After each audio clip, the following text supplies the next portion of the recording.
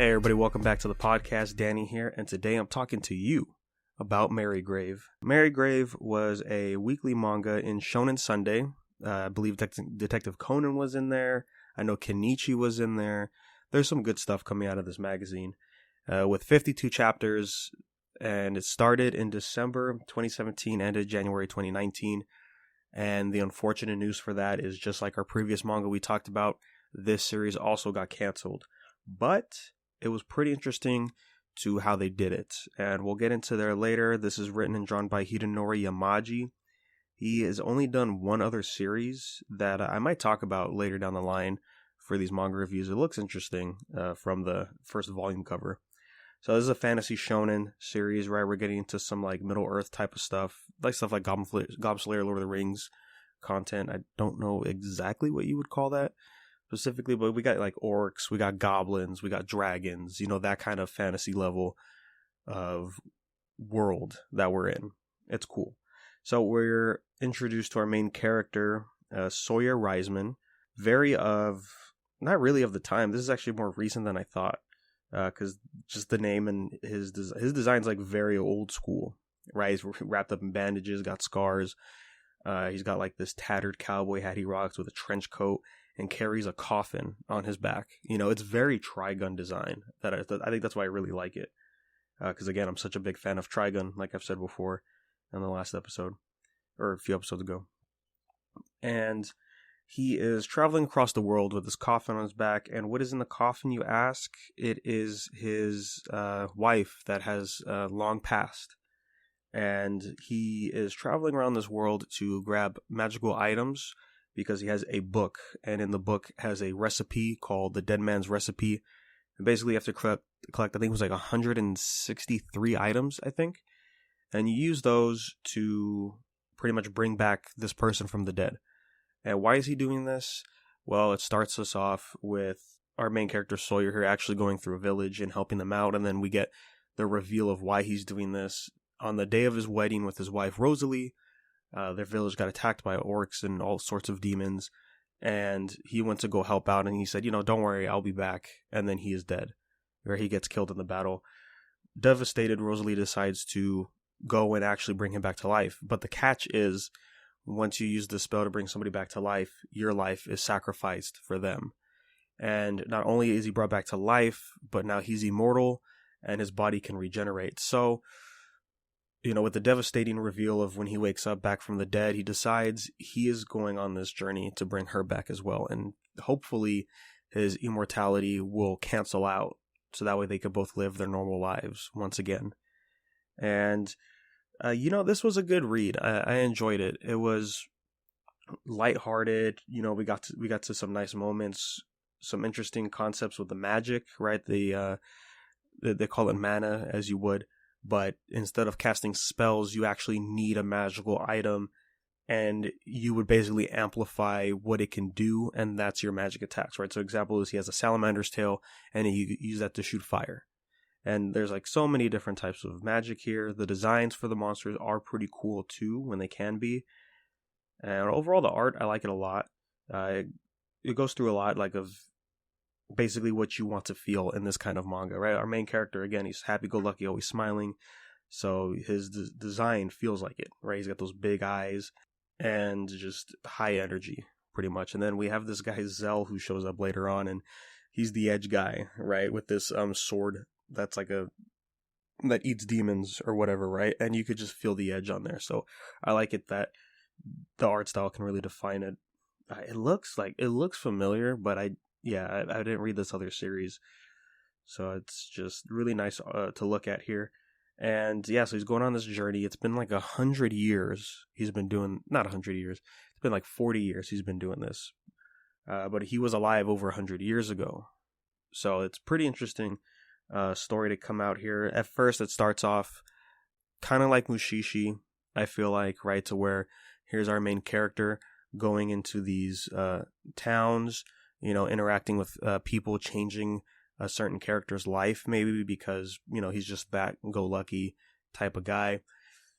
Something attacks, and, he figures out how to stop them, and he acquires the magical item he was there for anyways, and then moves on to his next journey. It was like that for a little bit, And then they started giving us more characters and more lore into the plot.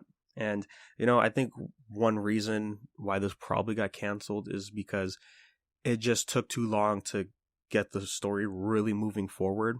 I felt like, because I was about halfway into what we had, right? So that's around chapter 23, 25, before we actually got some pretty important stuff into the story. And, that's it's roughly 4 chapters a month. That's like 6 months, half a year of you slowly building up what you want to do in the series. So I can understand why, if this got canceled. And another interesting thing about this world that we are in is majority of the world is taken over by all these monsters and demons, right? Humans are almost practically extinct. They have to be in specific hideouts and behind enchantments and all that. So that adds an interesting element as well. And then we're introduced to a new companion that follows him around, this dark fairy, who is a cool character. I think her design is fine as well. And personalities, it is what it is. And overall, yeah, this is a pretty nice story. Now, the only complaint I probably have here is we get a pretty big flashback arc, and it just comes out of nowhere. And I think that was also one of the problems with this series, is that nothing in the present triggered this flashback to happen. No introduction of an old character, no villains revealing anything, no hallucinations from these monsters, nothing. It's just next chapter, oh, we're starting a flashback arc about Sawyer's life and how he met these characters. And also more confusing because he meets a character named Dante, who's important in this flashback arc and does show up at the end of the series. But again, it's like, wait, so we're watching our main character's life with a character that didn't show up, no mention or whatever. It just felt out of place. And it did go on for a good while, because it not only was Sawyer's story, it shifted into Rosalie's story, because she actually does pop up a lot in the series, which I was surprised by. That I thought was actually pretty nice, because he's doing the same exact journey she did. As he's going through, he's actually met people or seen things she's met or done, right? For an example, when she went to the same village that has these fairies and actually befriended this dark fairy who was going through a tough time, and Sawyer was trying to do the same exact thing, and then she brought it up, and that's when he realized, oh my gosh, you know my wife, that's who I'm trying to bring back. And then talking to mermaids, same thing, they remember who she was. And it was really nice, cool stuff, really wholesome moments too, because they went through this one passage and there was all these seashells that could record audio, right? Could record your voice.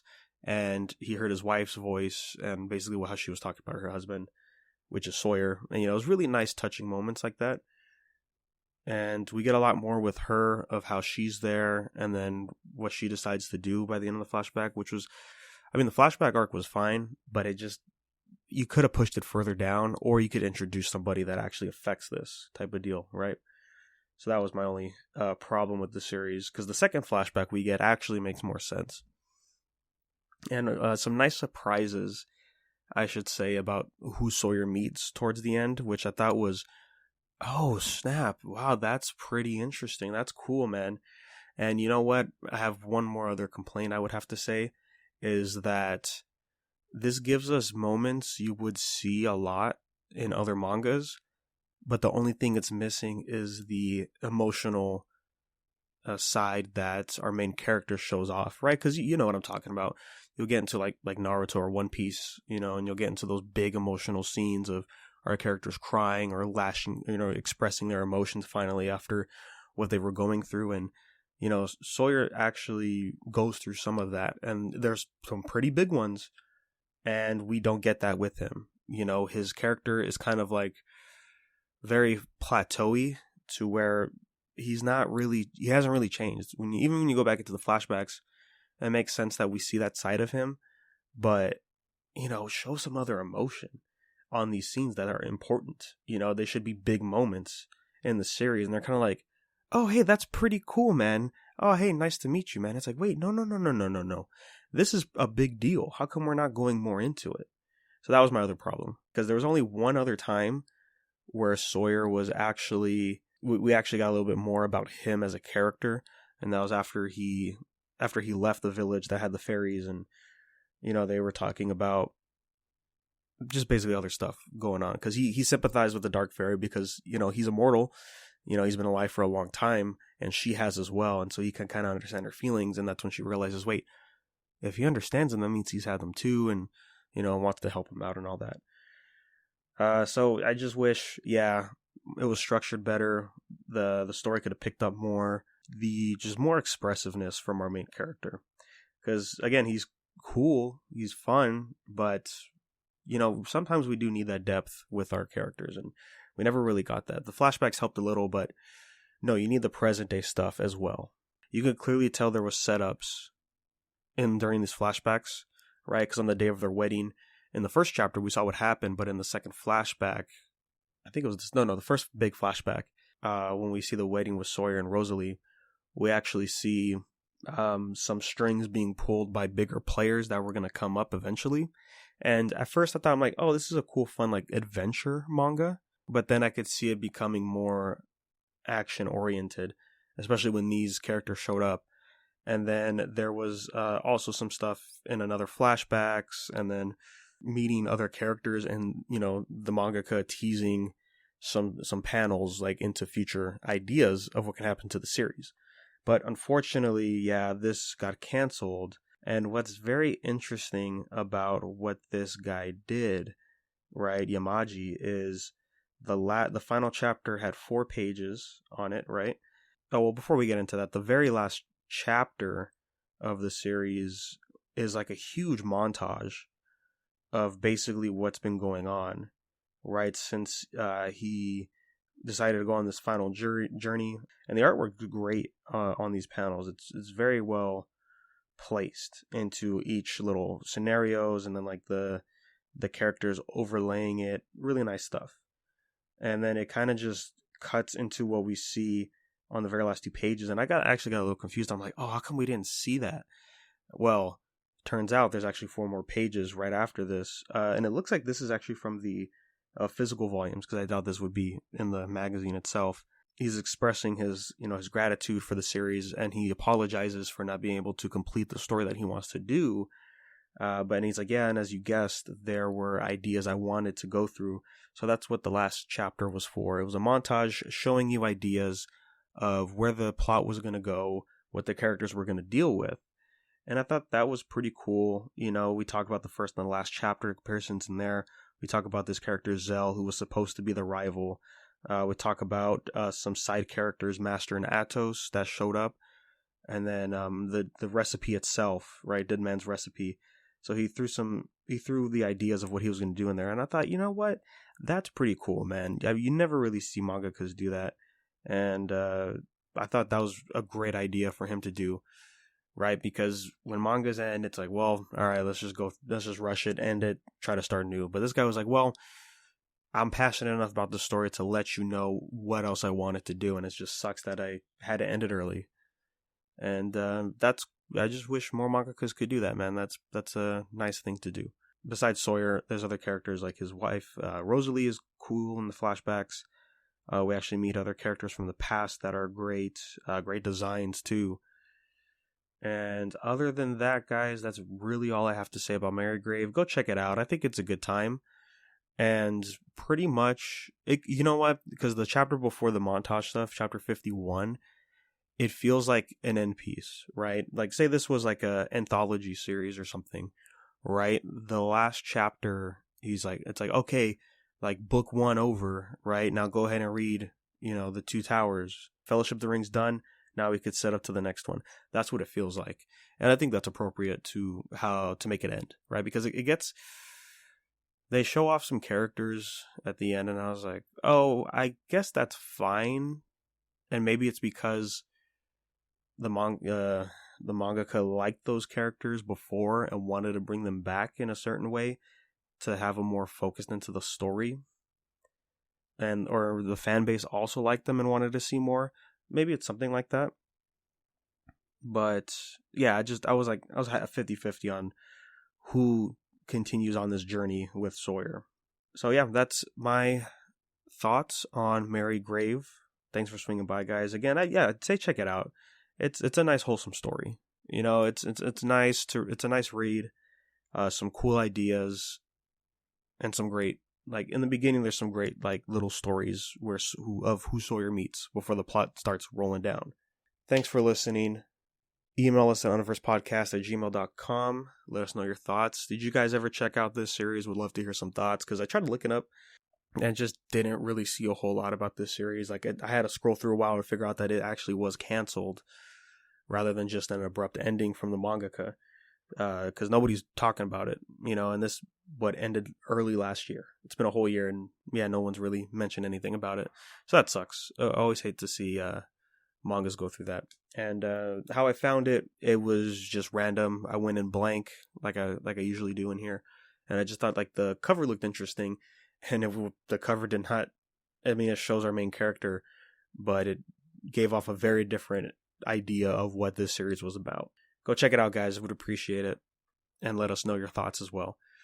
So you can follow us on Universe Podcast anywhere on social media if you want to stay caught up on when these episodes drop. And that is it, guys. So again, thanks for swinging by, and we'll catch you on the next episode. Bye, it's rolling. Sorry, Charlie Murphy, I was having too much fun. Bang, light skin, my accent, laws of attraction. I was never asking. Great distances, left with no practice. Spanned across space, bring some heat to the blackness. I know it won't last, but the moment's going mad. Started off slow, now it's going so fast. Out of control, meant to predict it, but you ain't know enough to even let some assistance. Sometimes it makes it better, sometimes you make it worse. Some nights it don't make sense, but other days it seems to work. When you lost in the moment, feels like it could last forever. So you lie to yourself and hope that you just won't remember how it goes. I was in the cold. All the energy, guns, no job, but I guess eventually the pieces are broke, y'all. It's still a victory that we can all grow.